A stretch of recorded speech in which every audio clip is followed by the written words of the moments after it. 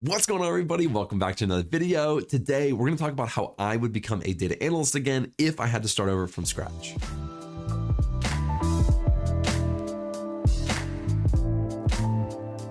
I've been thinking about this a lot recently because things have changed since I became a data analyst 6 or 7 years ago, right? The job market's different, the tech stacks are different, and a lot of people ask me every single day, hey, how do I become a data analyst? And so I want to give a good perspective of from today, if I had to completely start over, exactly how I would do that again. Now, in this scenario, it's almost like I had amnesia. I completely forgot everything I know. The only thing that was left in my memory is that I really want to be a data analyst. That's all I have left. So my sole purpose right now is just to land a job in data analytics, and I'm starting from scratch. Nobody knows who I am. Nobody knows who Alex Freeberg is or Alex the Analyst. I'm just some person, right, who wants to be a data analyst.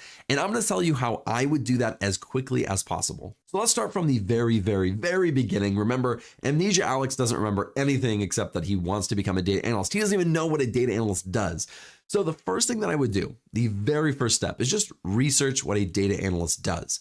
And this part just takes like a couple days, right? You're just figuring out what they do, figuring out what kind of things you might be interested in. And then I would determine what kind of data analyst do I want to be. Do I want to focus on healthcare? Because healthcare uses different tools than something like financial analyst or a marketing analyst or just a broad general data analyst, which would learn kind of the tools that I usually talk about on the channel. So I would try to figure that out. And then I would try to research what skills to learn exactly for that position. But for this example, for this scenario, I'm just trying to become a general data analyst where I could get hired at any company. So that's the first thing that I would do. The second thing that I would do is then start learning the skills, because you cannot become a data analyst with none of the data analyst skills. It's just not possible. Now, I've talked on my channel a lot about what skills you need to learn: SQL, Excel, Tableau, Power BI, Python. Then there's a ton of others. You could do R, AWS, Azure, Looker, and a ton of others. But Amnesia Alex wants to get a job as quickly as possible. So I'm not going to recommend he learns all of those skills. I'm going to recommend that he only learns 3. That's going to be SQL, Excel, and Tableau. Now, why do I recommend those 3 skills in particular? That's because those ones are the ones that have the highest probability of being in a job description. So SQL for sure is going to be in like 75% of job descriptions for data analysts. Excel should be in probably like 100%. And then Tableau is just a BI tool. So if you know Tableau, you know Power BI, or you know Looker for the most part, like you know like 80% of the other ones. And so if you learn a BI tool, you usually know the other ones. And so just learning a BI tool, you can switch Tableau for Power BI or a lot of other tools, but I recommend Tableau just because it is a popular tool that a lot of companies use. And those 3 skills are going to open up probably 40% of the jobs for data analysts out there. Now, of course, the more skills that you know, the more jobs that you can apply for, right? If you keep adding skills to your skill sets, then of course you're going to be able to apply for 50, 60, 75% of the jobs that are out there. But if I was starting over, I would just want to give myself the best chance to land a job really quickly. And so I would just focus on those 3 skills at the beginning. Now, where would I learn these skills? I'm pretending Amnesia Alex doesn't remember he's married, doesn't remember that he has any money in his bank. He is completely broke. So if he has absolutely no money, I would recommend that he goes on YouTube and learns all the free things that you can find on YouTube. It is basically a university, a YouTube university out there where you can find anything. And I myself have an entire channel dedicated to data analytics, and you could probably learn 90% of what you need to learn just on my channel. But there's tons of other great channels out there if you want to dive into different things. Now, if you're not Amnesia Alex and you do have some money and you remember who you are, and you do want to dive into some of these skills a little bit more in depth than what YouTube has to offer, there are some platforms that I do recommend. I've been using Udemy for a long time. I've also been using Coursera for a long time. I've even created my own learning platform for data analytics called Analyst Builder. On Analyst Builder, I have all of my own full courses that go a lot more in depth than what I have on YouTube. We also have a questions page where you can practice for technical interviews. And we'll get into technical interviews in just a little bit when we talk about getting interviews. So I'll leave links in the description if you want to check it out, but learning the skills is super important. So that is the next step that I would do. And honestly, I think that I could learn SQL, Excel, and Tableau within 2 months. So that's kind of assuming that I don't have a job. Amnesia Alex doesn't have any work to do. He's only dedicating just to those skills. I think 2 months is plenty of time to really know those skills well, enough to land an entry-level job. Now, if I, as Amnesia Alex, would start applying for jobs right now, all my resume would have is Excel, Tableau, and SQL. That's one of the worst resumes I've ever seen. So what Amnesia Alex is going to do, or I am going to do, is I'm going to build projects and build a portfolio. When you're learning the skills, you should be building projects with them so you really solidify those skills. So the projects are just kind of complementary to learning the skills. And then you can put those projects on your resume. At least that's what I would do. So now instead of just those 3 skills at the top, we have 3 skills and we have multiple projects underneath it. I'd probably do 2 in SQL, 1 in Excel, and maybe 1 or 2 in Tableau. All of these would go into a website and I have a link in the actual resume, but then I'd have my actual projects on my resume. That will really fill out my resume and make it a lot better. That can take a week or 2 weeks, depending on how quickly you can get those projects done or how well you know those skills. But in 2 weeks, you can have 5 projects or an entire portfolio created. So up till now, it's 2.5 months of work invested in really learning and building projects. The next thing that I would do is start creating a resume. And this is going to be a really simple resume. It doesn't have to be anything crazy. I've done lots of videos on creating the best resume for data analytics. And really, I would just highlight the things that are really relevant and not include things that aren't. Amnesia Alex has no work experience. He has no education experience.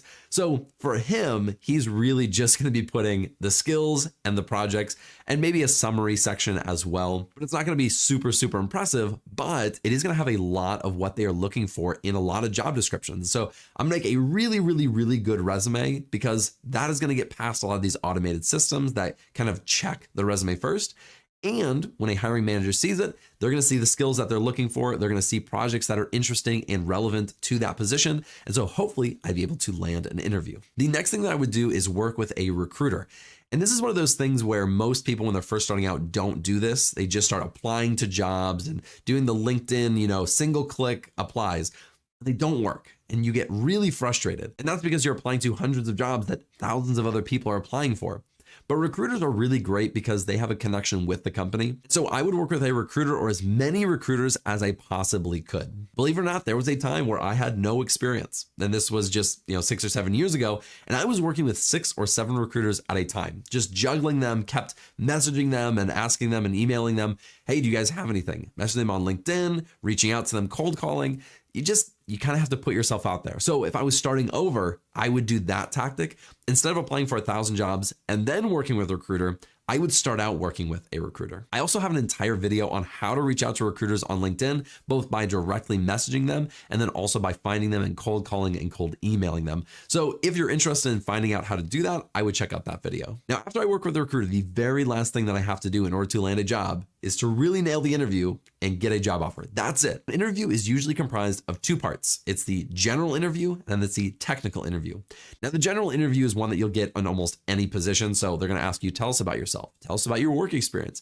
Tell us why you want this position and what you know about the company, these types of things. So you can just get ready for those by researching the company, researching what they do, and getting ready for that interview. The next part is a technical interview. And you're going to get this in probably 75% plus of the interviews that you have if it is a more technical role.